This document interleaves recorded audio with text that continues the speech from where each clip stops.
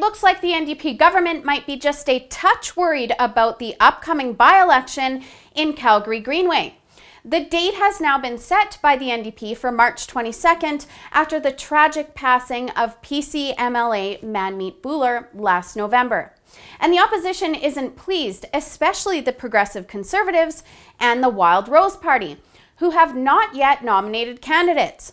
The government had 6 months to set a date, but instead chose to go ahead with the election and reschedule with 2 months to spare.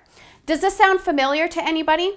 It looks like Rachel Notley is pulling a Jim Prentice in a move that she most likely would have condemned in her days as an opposition MLA.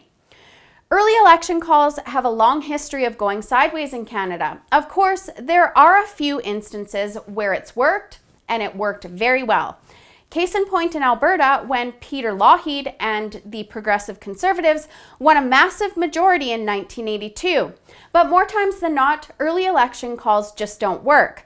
Remember that time Jim Prentice called one and it decimated the PC party?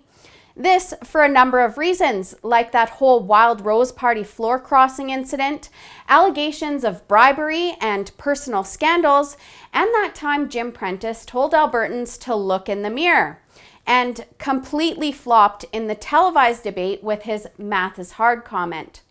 The list of PC blunders were long and unforgivable by Albertans, as they showed through an anything but PC protest vote. Like the Prentice PCs, the NDP's time in office has been a real series of blunders that has seen no end.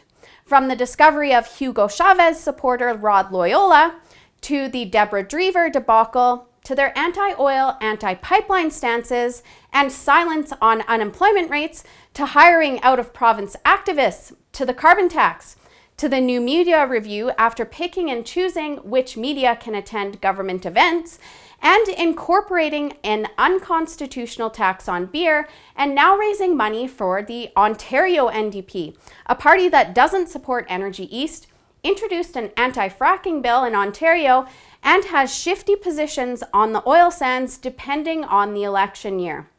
Not to mention the $1,000 a plate dinner fundraiser promising a private meal with the Premier.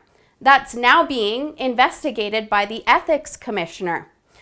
I'm sure I've missed at least a dozen more things, but the point is that the NDP are not only emulating the former majority Progressive Conservatives, but they're even worse.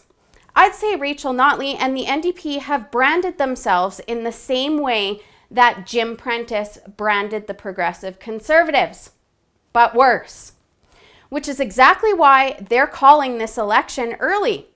And how did that work out for the Prentice PCs?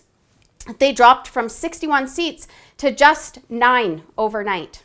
The NDP know that their time is up in Alberta. They're desperate, and it shows.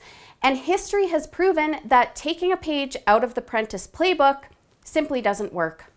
For the Rebel.media, I'm Holly Nicholas.